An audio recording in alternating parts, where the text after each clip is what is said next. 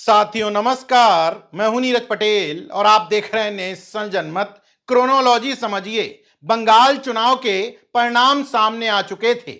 BJP स्पष्ट बहुमत में आ गई थी। मुख्यमंत्री का नाम तय नहीं हुआ था। इसी बीच में 6 मई को खबर आती है कि संभावित मुख्यमंत्री शुवेंदु अधिकारी के पीए चंद्रनाथ रथ की अज्ञात हमलावरों द्वारा गोली मार करके हत्या कर दी गई है। इस खबर के सामने आने के बाद बीजेपी के कार्यकर्ता और नेता सड़क पर आ गए। यहां तक कि पूर्व मुख्यमंत्री ममता बनर्जी और उनके भतीजे अभिषेक बनर्जी पर सीधे सीधे चंद्रनाथ रथ की हत्या के आरोप लगाए जाने लगे। लेकिन इन सब के बीच में सोशल मीडिया पर एक चर्चा आम हुई। राजनीति में सहानुभूति का भी बहुत बड़ा गेम है, इसलिए कयास लगाए गए कि इस हत्या से असली सहानुभूति तो शुवेंदु अधिकारी को मिल रही है और मुख्यमंत्री बनने के उनके चांस बढ़ रहे हैं। हालांकि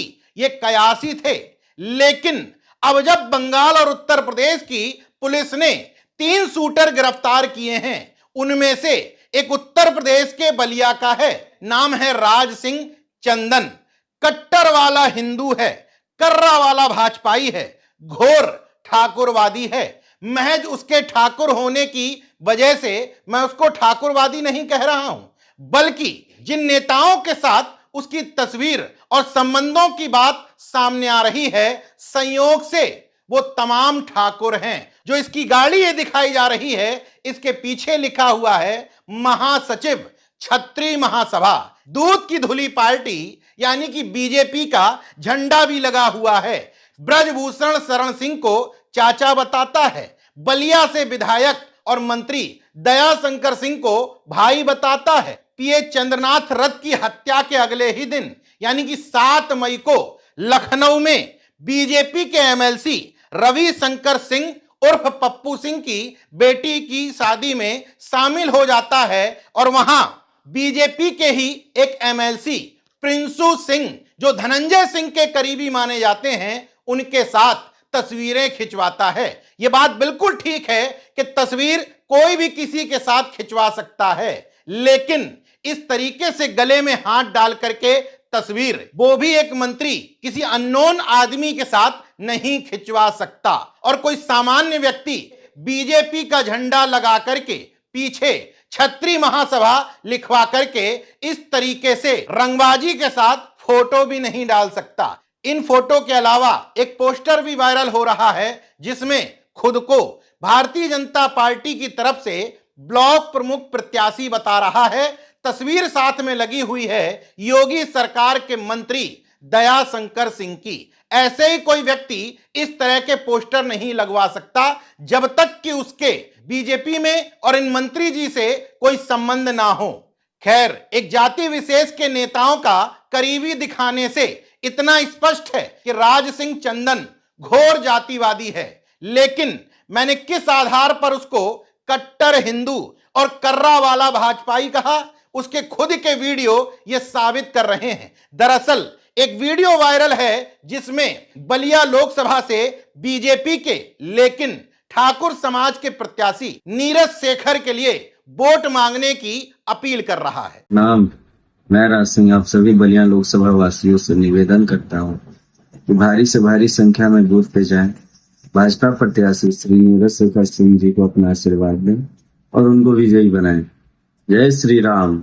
अब इस वीडियो और तस्वीरों से कर्रा वाला भाजपाई और घोर ठाकुरवादी तो साबित हो गया, लेकिन मैंने इसे कट्टर हिंदू किस आधार पर कहा वो भी साबित कर देता हूं।